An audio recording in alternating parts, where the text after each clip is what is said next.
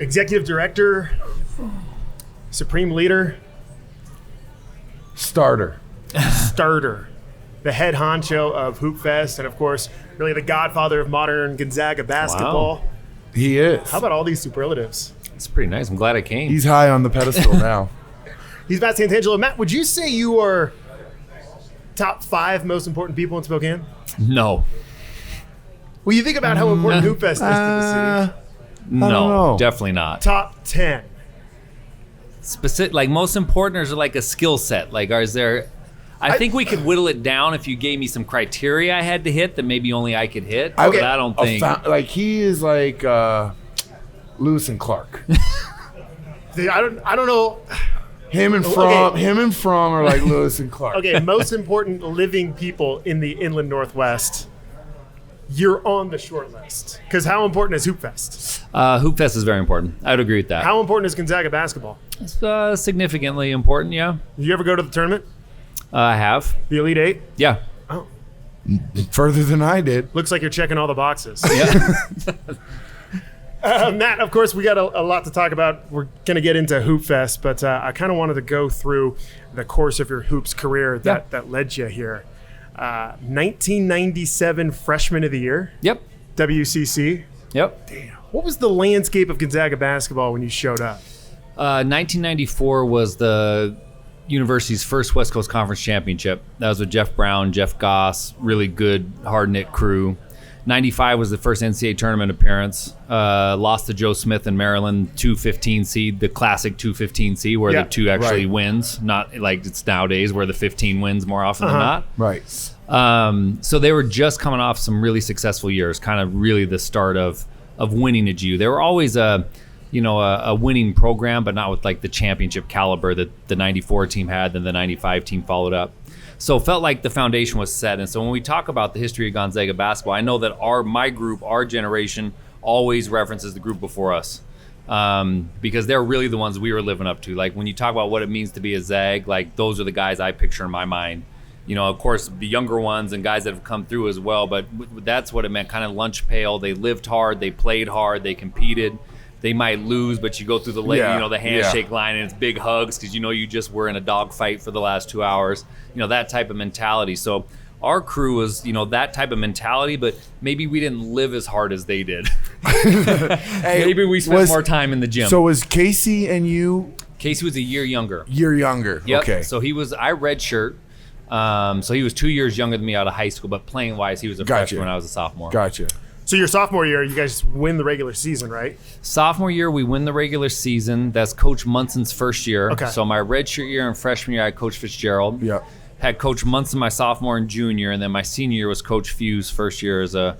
You did have Coach Few my senior. So for a program with such stability, I had 3 coaches in 4 years. I wouldn't say I was uncoachable, but there is a connection there. Been there. Yeah. Been there. Yeah. It's one of those things. You just wear it. Is this my fault? Yeah. Is this my fault? Did I do this? Yeah. And so we win. We lose in the West Coast Conference Tournament Championship because back then West Coast Conference was a one bid league for sure. So University of San Francisco. How heartbreaking was that? You guys win the regular season, and that's always been the cruel thing about these conference tournaments. And especially like the one big leagues that's still out there, like the Patriot League and all that. It doesn't matter what you do for 3 months out of the season. You're pretty much just playing for that bid, that 1 seed. But if you lose a game, which you guys did, you're not going to the dance. Right. And so that year in particular, so I have 2 thoughts on that. The first one is that year in the preseason, we won the Top of the World Classic against Clemson, Tulsa, Mississippi State. We beat Clemson as their number 5 in the country. We go to East Lansing, Michigan State. We lose at the buzzer. We go to Kansas. We're up at halftime, and they rock chalk Jayhawk just in the second half. So athletic. Who was on that Kansas team? Oh gosh, that was Jason Roberson. They had a big white guard, Kenny Gregory. They had to have a big stiff in the middle, Chenoweth or something like that. Crazy. I had 19 at half. Ended up with 24 for the game. We got beat. They just packed it on. But we had a nice preseason. So when we lost that game to USF late, we thought maybe we had a chance, and then shut down. But back then, we did all of our preseason conditioning, all our summer conditioning were for the West Coast Conference tournament for 3 games and 3 nights. we could be 0-25 going into those, or 25-0. Like, it was those 3 games, and that's what the whole thing was built on. It's so weighted on the back end. It's crazy. And it's crazy to think that's the last time on Selection Sunday Gonzaga's name wasn't called. Yeah, 98. That's insane. And we arguably we should have been there then too. Yeah. So yeah, pretty amazing. That is incredible. So 99, obviously the dream season. 2000, we lose conference. Right. And when I did the radio, Tom Hudson would always remind me of that. You know, West Coast Conference champions, 11 out of the last 12 years, 12 out of the last 13 years. I know. Hey, Matt, when was the year they didn't win? Oh, geez, you asshole. You know, Exactly. Huddy. Good, thanks, Huddy. Yeah. Appreciate it. But we lose to Pepperdine, a really good Pepperdine team, when Lorenzo Romar was there in his first stint. And we have to win the West Coast Conference tournament, and we played 3 games in 3 nights. We're only about a 6-man roster at that point because Mike Nielsen tore his Achilles, right? First game of the tournament. And we are literally down to 6 men. So I play 125 minutes because the championship game goes into overtime in 3 nights. But Floyd steps up big. Casey has a monster tournament. I mean, everyone steps up big, and we end up beating Pepperdine to get the automatic bid into the tournament. How good is Floyd? People don't realize how talented he really is. Well, I mean, just think about where he came from to what he accomplished. Right. You know, from State B, from Sprague Harrington, being able to come to at that point true mid-major college basketball that ultimately became high-major college basketball. But even in that journey, and he fit right in. He was a beast. Yeah. I think that 3-game stretch, the WCC tournament, your senior season, is maybe the most overlooked 3-game stretch in Gonzaga basketball history. Like, if you think about it, not to get wonder. Hyperbolic, right? So you go to the Elite Eight, and how often does this happen? A team that everyone mispronounces, you don't know where they're from, and then they miss the tournament. They miss the tournament the next year.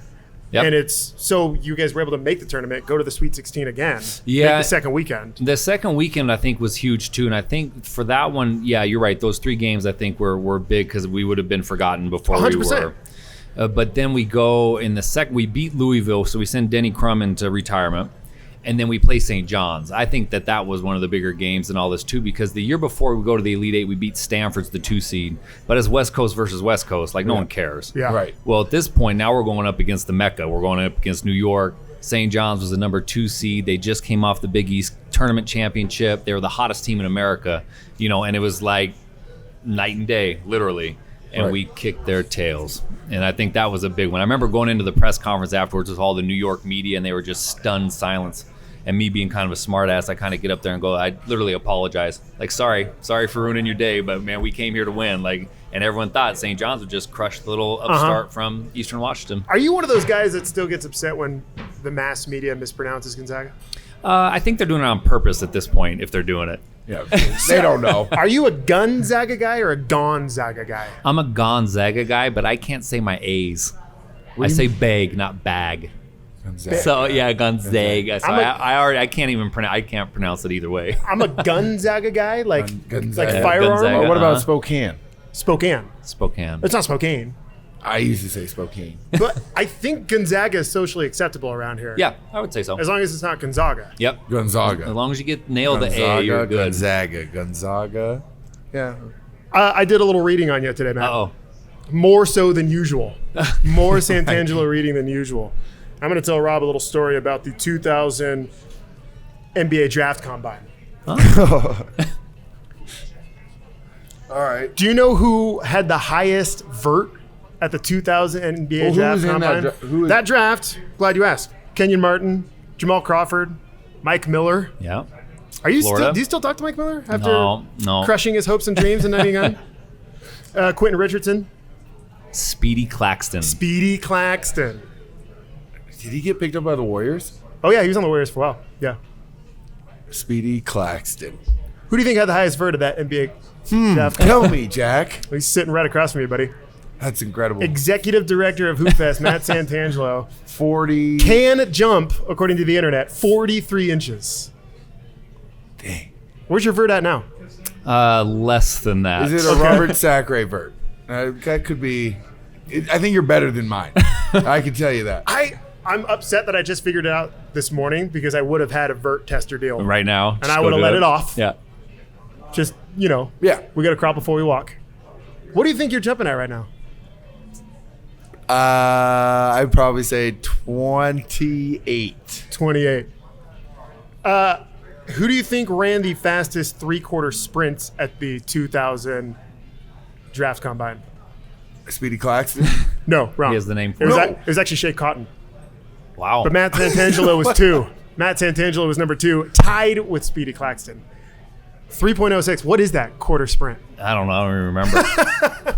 It was 3.06 seconds. You're making him blush. And I know. you were tied with a dude named Speedy. Yeah. Now, when you show up to this thing, and they look at the white dude from Eastern Washington, were some jaws on the floor when you started beating him in all these? Yeah. So that when I left, obviously I didn't get drafted. So let's start there at the end of the story. Honesty is the best policy, yeah, let's I just guess. get that out there. We're not puffing our chests out too far here. But I was rated the best athlete in that draft class. Best athlete. Because of all those things. Yeah. But I remember the vert test because I knew I could jump. That wasn't a surprise. But back then, you didn't have like the vert test. Like we literally went up and touched the backboard. That's what I wanted and you to the hear. guy measured so you go up and slap the backboard, but then you just stop, no momentum or anything because you just be running into the backboard. And so the first time I did it, I went up and I touched 10 feet 7 inches, which isn't that high. But still, for my Jack, height. can you do 10-7? I was going to say, it is pretty He high. said that he was making eye contact with you. Yeah, He said 10-7. I'm like, oh, yeah. All right. Yeah. Did you just get out of bed? And the guy looked at me. He's like, "You can jump higher, can't you?" I was like, "I think I can." He's like, "Okay, go for your second jump." And the second jump, which was the highest one, I touched 11 feet 7 inches, which is actually the square, not the big rectangle. Yeah, the the square little one that you at the aim top. for. So I touched the square, which is armpit at the rim. So that felt like. And I remember the feeling when I did that. It felt like someone must have lifted me somewhere else. I knew I could jump, but someone else kind of lifted me up, and I just kind of kept going and touched 11-7. And then you weren't drafted. So I was also one of my individual workouts. I worked out for the Clippers. Okay. And it was actually me, Speedy Claxton, Eric Barkley, and Scooney Penn out of Ohio State. These names Those They're- such basketball names. Yeah. Those are some good ones. I don't think you hear those names in the NBA anymore. Scooney Pin. Scooney Penn was in. He Sure. was probably the best of the bunch. But what they did is I beat Eric Barkley in the NCAA tournament. He played at St. John's. Scooney Penn, and all three of us played on Team USA, but Scooney Penn had a better tryout than I did. So basically, I was just the barometer. So like Eric Barkley's draft pick moved, Speedy's draft pick, Scooney's picked, and I just didn't even get picked. I was just the measuring stick. Interesting. So Yeah. then you go straight from, obviously, disappointment on draft day. Yeah, I threw a big party. Oh, did you really? 300 people at my church in North Portland. No. At home. Just not to get drafted. Oh, yeah, Oh, that's no. a hard feeling. Did dude. you shake hands with everyone? Or Oh did you yeah, just- for sure. Because I told them, especially as you get late in the draft, there was an opportunity that maybe Utah Jazz were going to at least call my name late in the draft, and they didn't. But then then you're a free agent, so there's some advantages to not being drafted versus being drafted to late pick- in the you get second to pick round. where and you that wanna kind of go. stuff. So there's a little bit of a silver lining. So that was kind of the spin I took, and I was just grateful, to be there. My biggest thing is I just never thought I deserved to be in the NBA. Like I look at Richie Fromm, who's a tremendous basketball player. I look at Dick Ow, a peer of mine.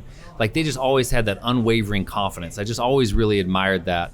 One of the guys I grew up with, who's now coaching for Philadelphia, Ime Udoka, who just came off of Pop's bench with the Spurs and now is with Portland State. Yeah, and it started at USF. Yeah. He and I played Little League Baseball together. He lived less than a mile away. He was another one. He was a 28-year-old rookie in the NBA. And just the confidence never wavered, never boastful, never big ego. They just knew I was good enough. And I just never had that. I probably had the tools That's crazy. and things You like know, that. I But never the Billy- thought, when you played, I never thought that. Yeah. When you'd come to practice, and I never felt you ever had that mindset because you always seemed confident when you were making maybe I just didn't see that was in you. yeah, and I don't know if it's it's better when it's reactionary, when you're out there playing.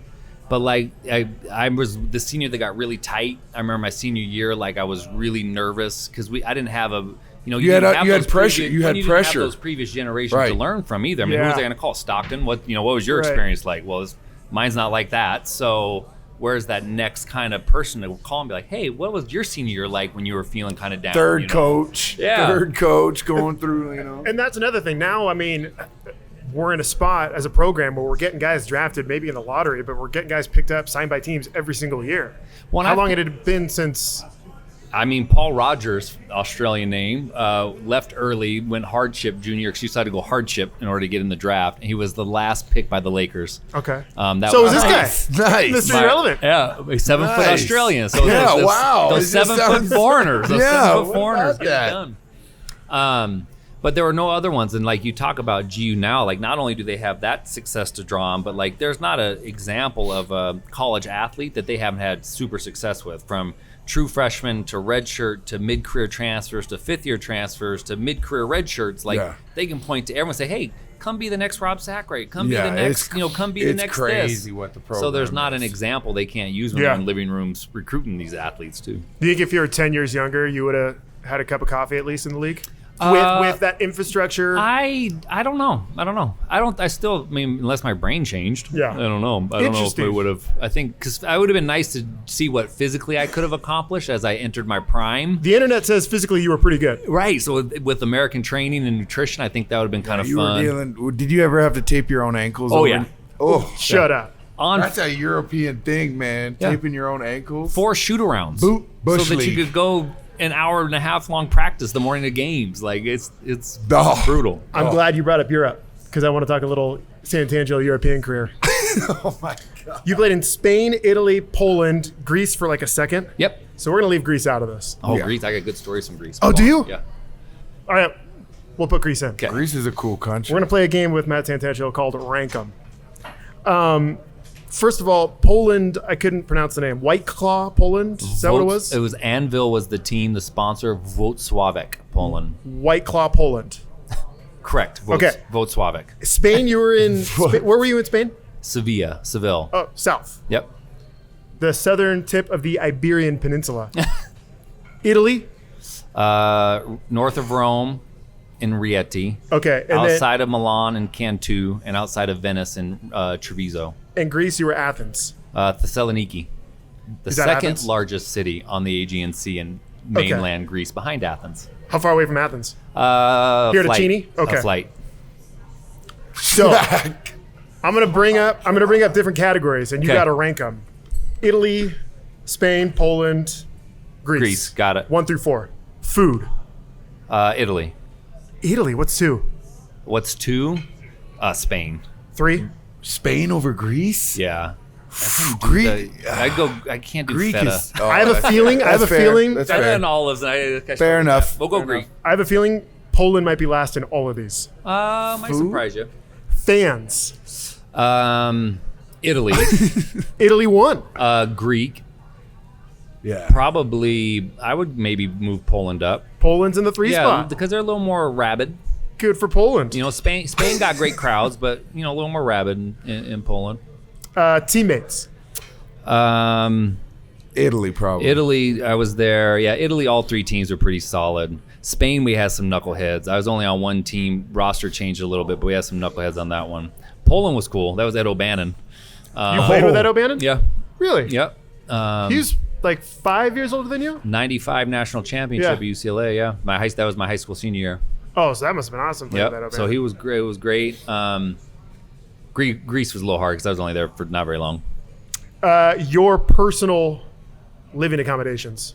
Personal living. Your day-to-day life. My first time in Italy, Cantu. I was over there alone. It was my first year out. I'd gone there from Greece to Italy. I had a different restaurant every day.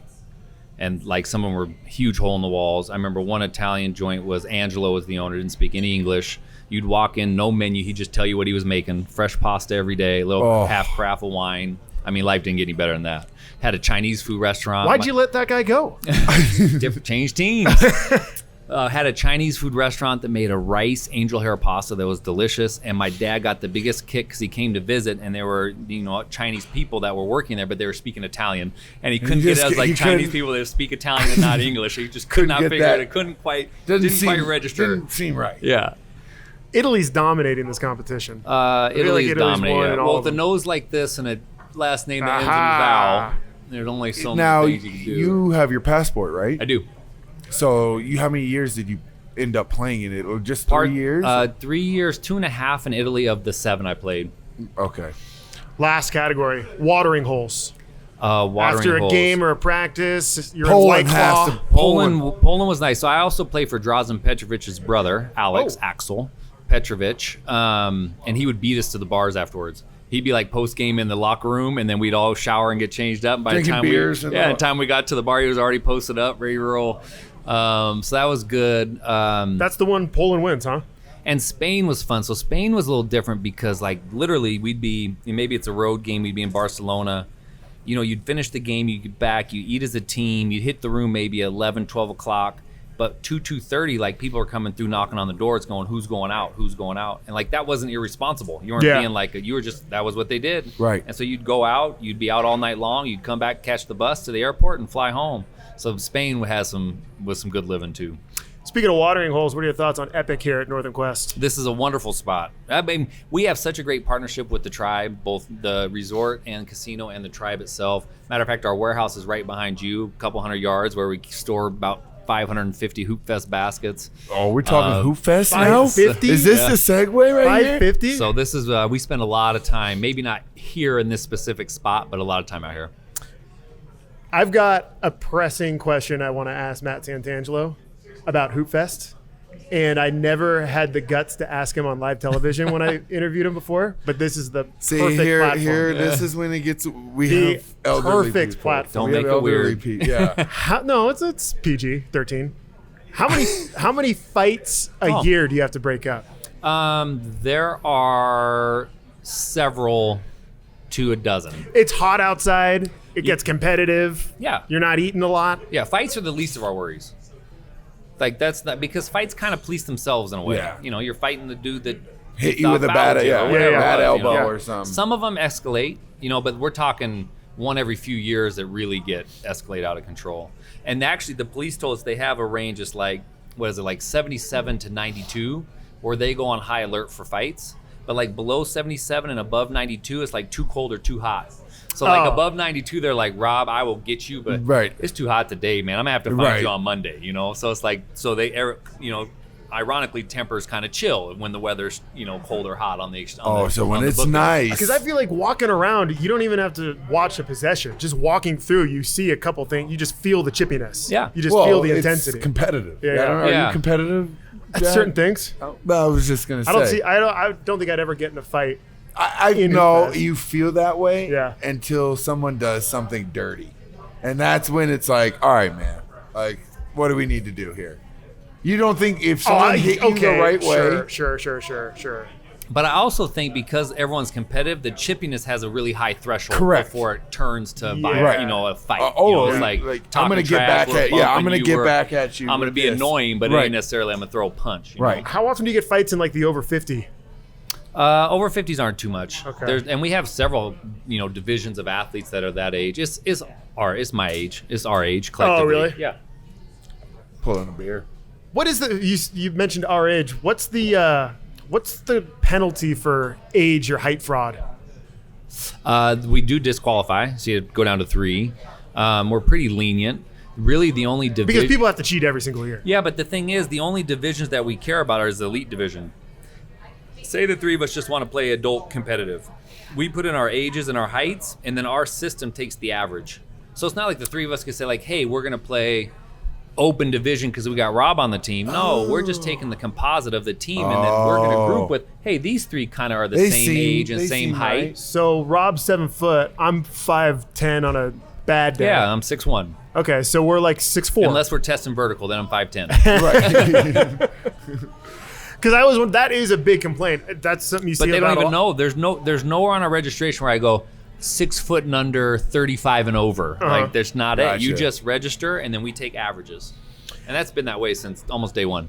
Any what's a good amount bribe wise to bribe the bracket makers if you want to get a good draw? $100, $200. Define a good draw? You know a good draw. If you like know all the teams. Court location. All of the above. Location is key. Location is key. You don't want to be on a slant, like a hill. I hate to say it. You don't want to be up north. On, what is that, Boone? Up on, near the arena. Yeah. Yeah. But the arena are also the best surfaces. So if you want a good surface, you may have to go a little further. Or do you want to be in the heart of it where the roads are really bad? I mean, it's all, and the great thing about Hoop Fest and being a street ball is that if anyone complains, just go, hey man, a street ball. Like, you got to figure it out. You got to play around the pothole. Like, they do too. Like, this isn't a place you can kind of just go like, oh, my shoes are getting dirty and like, I don't like this. Like, it's Hoop Fest, man. What was the biggest surprise when you got this gig? How much we use of the entire city for one weekend. Like, how much planning goes into one weekend. And the city depends. The city depends on. Well, there's Hoop Fest, vice versa. That's what I get the gist out of. Yeah, there's a significant economic impact. You're right. If what happens at Hoop Fest weekend, about a $50 million economic impact. And you think you're not one of the top 5 people in Spokane. And so, but for that to happen, like, there, if I want to step over here, I got to talk to parks. If I look that way, I got to talk to streets. If I look over there, I got to talk to police. Then it's fire, and then everyone is like its own entity that you have to solve. It's not like I go to you and say, okay, you solve all the city stuff. Yeah. Like, I got to talk to each department. You can't just go to Nadine. Yeah. Nadine, hey Nadine, can you just handle everything? Just hook up Hoop Fest. Nadine's a friend of the program. Yeah. Let us know if you need to put in a word. Yeah. What's the worst injury you've ever had?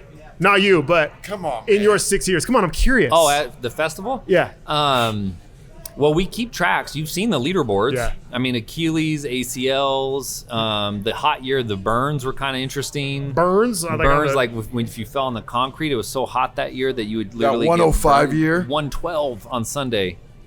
So, I mean, those are significant. That's got to be the biggest concern, huh? People just overheating. I don't think it's gotten any worse than Achilles and ACLs, like normal basketball injuries. Mm-hmm. Yeah. Can we go all chain nets at Hoop Fest? Wouldn't that be something? Yeah. No. That would it could mess your hands up though. Yeah, but it would. I think it's just the aesthetics and the sound. Ching, yeah. Ching. Yeah. I don't know. Any other Hoop Fest? Double questions? rims. Well, Hoop Double Fest rims for is sure. creating Hoop Town. Hoop Town. So what is Hoop Town? Yeah, so Hoop Town is a new initiative we launched at Hoop Fest this year. And really it started with a conversation between myself and Visit Spokane, our travel and tourism, a couple years ago. They were rebranding the city. And now their branding's out and everywhere. But they came to us as a stakeholder in the community and said, hey, what do you think Spokane stands for? And, I have a pretty narrow focus because of my tie to Gonzaga and now my tie to Hoop Fest. I'm going like, people care about basketball a lot here. Like, this is a basketball town. So that was my feedback. I was like, I think we just got to own it. And I come from Portland, and Portland's kind of mantra is keep Portland weird. Like, they're not trying to. They own it. They own it. It's not they keep Portland eccentric and sophisticated. Like, no, we're weird. F it. This is what we're doing, you know? And so I was like, well, let's just own who we are. Let's not try to make a different identity. Like, we care a lot about basketball. So that was my feedback. Fast forward a couple years to this year's event, and we started thinking about a potential investment we could make back into the city tied to park courts and development with our parks, basketball courts in the region. And so we were like, maybe this is a time to really launch this Hooptown identity. So Hooptown is kind of twofold. We want Spokane to be known as Hooptown USA. And I'm not saying we're the biggest or the most talented or the most players. I'm saying basketball connects us in a more meaningful way than it does in other communities. AAU's blowing up like crazy. AAU's blowing up, which is our program as well. Obviously high school basketball, if you look at the success of them, Gonzaga Prep, back-to-back state championships, CV girls national championships in 2018. That's crazy. And that's just recent history. We're not looking at long history. And then of course Gonzaga basketball. So Hooptown becomes that identity piece. Like, what can we do to we own it? How do we own it and highlight it? The other thing is, how do we make it more accessible for more people to get to it? How do we kind of create those lessons that you learn from it? Again, it's not necessarily about the playing experience. What makes Gonzaga the most impassioned fan base for GU is the retirement community. They maybe never touched a basketball. Yeah. But they know every kid. They know the stories. They're their children. Like, they love it. What makes Hoop Fest go are volunteers. It's not the players. It's the 3,000 people that give of their time and talent to make that event happen. So really, it's about the connection. You could argue that more so today than any other time, we are starving for connection. Mm-hmm. So if Hooptown can kind of create connection through the sport that I believe in, that we believe in and we love, that's not a bad thing. And if we can use that to create investment back into the community and kind of give the community some civic pride of course this is what we believe in, then maybe we're chipping away at something that's pretty important. Can you give us any insight? So when we launched it, Multicare, a new health system here in town, who's a great sponsor, partner of Hoopfest. We were going to go and make a $1 million capital campaign. We were going to ask the community to try to raise $1 million to make these several different investments. They saw the vision in it. They said, we'll support you 100%. So they funded it literally the Saturday of Hoopfest morning, we found out. So, so it's $1 million to kind of bring some of these investments alive. So that includes the park courts, Riverfront Park development. That includes a Hoop Town Basketball Hall of Fame. That includes a regional court enhancement project. And then, of course, kind of some city branding. So like the billboards that you might see, things like that allow us to do that. It also allows us to build new programming like the watch party. We threw the big community-wide watch party under the pavilion December 18th for the North Carolina game. Lucked out on the weather, thank goodness. But that was a huge hit. A couple thousand people came out and partied with us to watch an epic moment in Gonzaga basketball history. Destroyed North Carolina. So, what other things can we do? What can we do for State B to kind of give that another boost of energy? That's such a great event. What can we do around Selection Sundays? And, Gonzaga is a potential home team here in Spokane for the NCAA tournament. So it's just us looking at those different opportunities to try to kind of come alongside and give it new life, new energy. You mentioned all your ties with Gonzaga. When did you join the booth with Huddy? Oh, gosh. What year is it now? 2019, 17, like 2010-ish. 2010-ish? Yeah. And then until 2017? The national championship. Okay. What do you miss? And then I was like, Adam, I've done all I could do here. Geez. It's your turn to do something, Exactly. Gosh. What do you miss from being on the road with Tom? I miss being behind the curtain a little. I miss being that close to that level of the game. Yeah. I think that part was really, really significant. This is going to sound, but I miss Huddy. Like Huddy and I became really, really good friends. That's cute. So that was legit. Now we're neighbors. Did you go bunk beds? No, we got 2 beds, but one was just for the luggage. Right. Big spoon or little spoon? Big spoon or little spoon? But I think just being that close to that level of action, I think is and just the game. You be around practice, so you learn stuff. You're watching, you're learning from great minds. You're watching these young athletes play. I think that's the stuff I miss more so than the broadcast side of it. That allowed me to just being around the close. game, being around it. It was it's an easy way to be around it. Now that you're not doing it anymore, because I'm gonna ask Tom this, but he's gonna tiptoe around it. Worst gym in the WCC to call a game. You were there for Pacific. Yep, Pacific is one of them.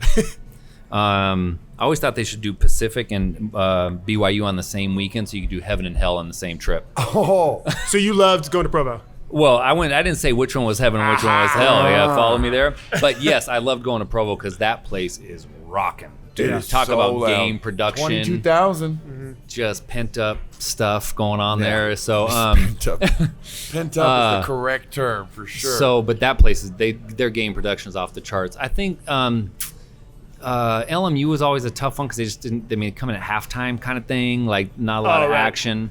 USF, they give you tickets for a hot dog and candy bar out of the concession stand, so that was always kind of like, getting a hot dog tonight. So, yeah. The media members got a ticket to redeem? At the concession stand because they didn't have a media room. God bless But them. Gonzaga's totally spoiled because all that stuff is I was going to say, charts. who has a media? Does San Fran? San Fran can't. No, San Francisco doesn't. Santa Clara probably does. Santa Clara, I don't think did. I don't think we walked straight in. I don't think anyone does.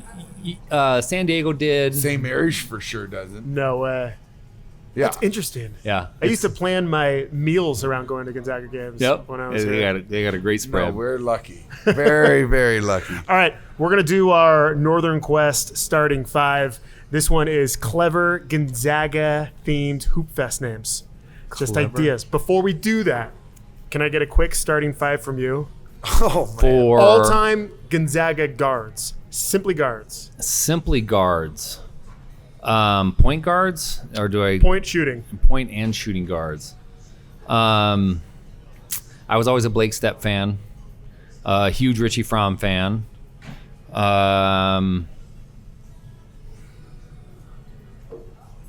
Who else do we got? I'm very interested in where he goes here.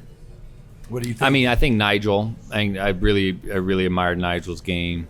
He was a pro. He was a pro. Was he? Yeah. I always, when I saw him, he seemed like he carried himself as a pro when he was here. You kept trying to find like a chink in the armor. That's what it felt like. Like it always, but it never showed up. Like he was always humble, like always respectful, but always felt genuine and authentic, you know? And I was always a Nigel fan. And he came in with some baggage. Like you didn't know that necessarily when he first showed up. So like everyone was kind of watching with pretty great scrutiny going like, that whole year he was sitting. Is this for real? Is this for real? And then it was like, oh my gosh, this is for real. This dude is for real. How many am I at? 3? Yeah, 3. I'll go put Quentin Hall in just for some personality because you can't just have everyone, being so. You want to talk? Yeah, Meech. Yeah, Meech would be a good one. I was on the radio for Meech, so I got some good Meech time. And then those ones, you got Blake as your passer, so you're going to distribute the ball just fine. I'm not going to do Pangos or Bell. Those are too easy. I think I know where you're going to go with the last one. Where? Can't give you a hint. Did he play in the last 4 years? I don't know. I don't know where I'm going. So I was thinking Ravio. I think you're going Ravio. So that Rabbit was when I first came back. So I got to see Rabbit senior year. I missed some of those guys too because I was over. I missed Adam's career, which was unfortunate. I missed Dick Au too, which was obviously a tremendous 2-year run. I don't know.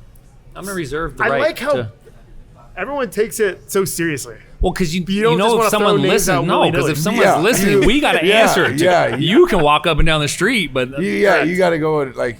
So you don't think my game's nice? Yeah. Or what's up? So like Nielsen was on a show yesterday, and he put me in his 5, and I'm like, I'm the last person. But then you got the guards that are going to put themselves in their 5. So you got that dynamic too. Yes. Of like, how do you kind of solve for some of those things? Did Adam put himself in the 5? No. I don't know if he did. No.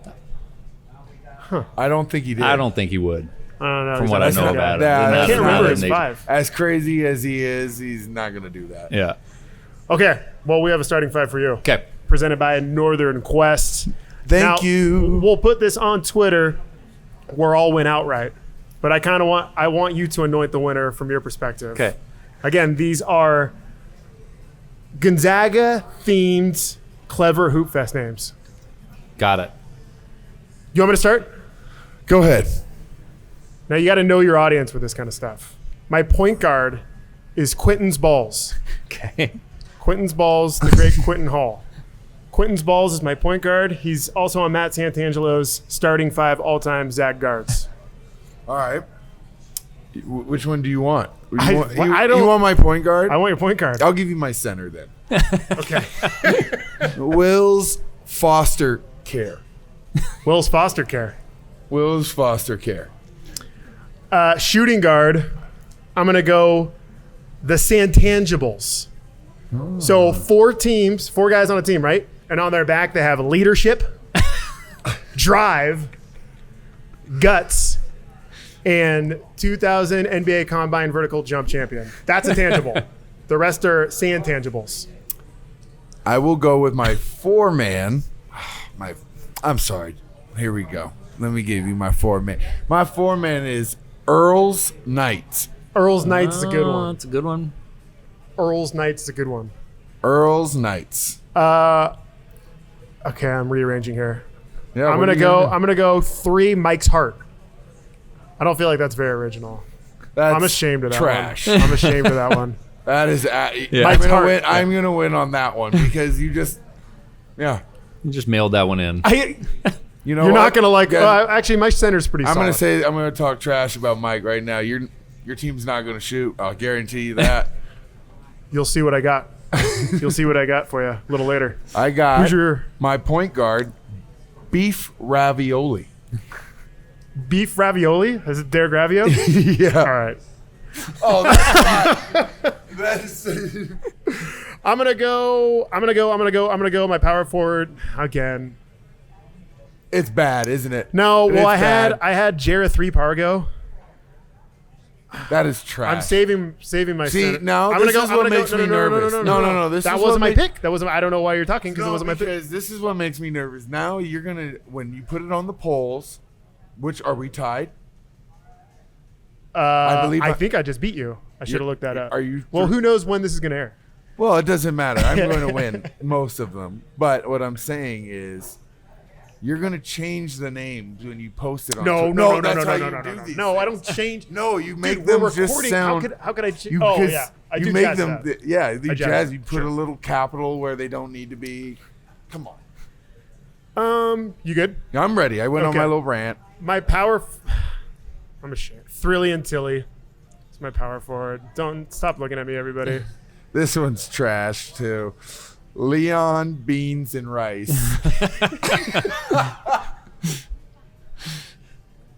Leon Beans and Rice, of course. Who are you playing in Boise? Leon Beans and Rice. All right, my center. Shemix Shooters, but you spell shooters with a P. Oh. This was much funnier in my head. Shemix Shooters. PSHOOTERS. Remember Quentin's balls? I feel like I was Quentin's balls was Santangelo. I got a Blake Euro step. What's the best one you've ever heard? Legit one. So naming's always fun. So we actually have a Because group. you can't have bad names. No, you can't have all the innuendos. There's not, right. But we have a committee that comes in, and it's a group of older people that come in and they sit with the list of names, 6,000 plus teams, and Urban Dictionary. And so they don't even know what half the stuff means. Right. So they're looking at it and they're like, oh my gosh, as it pops up on the screen. So like, what does this mean? We're like, oh. The one I thought that actually I think got through was the which was an Eastern Eagles reference, but the Test Eagles. The Test Eagles. Yeah. Get it? The testicles. Gotta say it fast. So Test Eagles. I thought that one was That pretty one's clever. towing the line just enough. One, towing the line. And then my son's team, which I'm embarrassed to say they let it through, was they were the Holy Shot last year. Holy Shot. That's pretty good. That's fine. It's a little tongue in cheek. He's just upset that he has to hear that from his my son's doing that. Well, and our take is that if it's a name, can it be announced at center court? Like that's kind of the thing. Like if it can pass, like us Center being court. comfortable saying it on a podcast, then Eagles. probably it could pass. Now I know you work closely with another hotel in Spokane. Yep. But I imagine this place sells out pretty good come Hoopfest I time. think this place is always sold out. Can I ask you a personal question? Yeah. You ever been in one of these showers? Yeah. He's obsessed. I can't get over the showers, man. Is that part of the podcast? No, but he is obsessed. I don't think with they're unhappy that we're talking about their showers. No, I'm saying, do we get access? Do we get to? Okay, next time we're here, if you have 30 minutes, we'll do an episode in the showers. I have had their spa before. We gotta let The spa is solid. The summer concert series. I don't know. Yeah, Ice Cube's coming this summer. Excited about that. We're excited. Ice Cube. Mm-hmm. There's a grotto suite. He's trying to do. And my room may or may not be down the hallway from the grotto suite. He's trying to do a little episode in the grotto suite. I don't know why. I'm trying to figure that question out, but. Matt Santangelo, thank you so much for your time. Thank now, when you walked in, I noticed you had your eyes. He didn't look at us. Didn't look at us. No. You were looking at these Vincero watches. You know who was behind Vincero watches? No. A group of Zag alums. Oh, really? My age, yeah. Yeah. They all live down in San Diego now. They partnered up with us. You get to choose. What? Gonzaga basketball godfather. Is that a nickname you have? The Godfather. No, but I think we got to push it out. The I like Godfather. it. It is like you do have that nickname. Yeah, Isn't that I a don't the know. Godfather. That's a thing. I Don't think be modest with let's us. push it out. The Godfather. Well, it is a The thing as of today. Dogfather. Yeah, as of today. The Godfather. So where'd you live in when you were at school? Desmet my freshman year. On campus apartment my second year that's no longer there, and then on Sharp 723 Sharp, which is now University House. I was a Desmet guy. These guys are CM guys. Yep, my wife was there. Dirty CMers. I got ties to CM as well. You got CM guys. And then they lived at 428 Mission, so we just refer to them as the 428 guys. Yeah. They're now in San Diego. You could go to in case you want to buy a second one, Matt. Do you want me to tell you how to do it? Yeah. Perfect, I will. VinceroWatches.com/dial. VINCERO watches.com/dial. There's a promo code. You use the code DIAL, DIAL, for 15% off. Boom. Guess what? Free 99 for you today, brother. Wow. Which one are you going to go with? Which one should I go with? I don't know. I wish I knew the names. You got. This is the Chrono S.